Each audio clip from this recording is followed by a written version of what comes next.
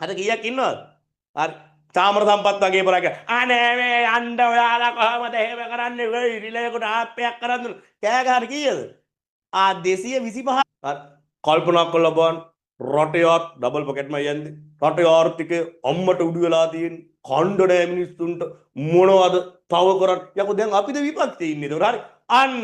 ජනාධිපතිවරයා පච්ච කියනවා පිමිනෝ හරි අන්න ජනාධිපති අතර හරිනේ නැන්දතර අපි ඉතින් ඔය එක දන්නේ නැහැ ඔය ගෙනාව ඒ කක්කියගේ හරි තේරෙන්නේ නැහැ හදනවා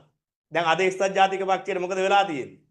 අද ඉතින් එක්සත් ජාතික පක්ෂයේම පච වෙලා නන්නත්තර වෙලා තියෙන්නේ මොකද එක්සත් ජාතික පක්ෂය ලකුණු අලියා හරි අද ඉතින්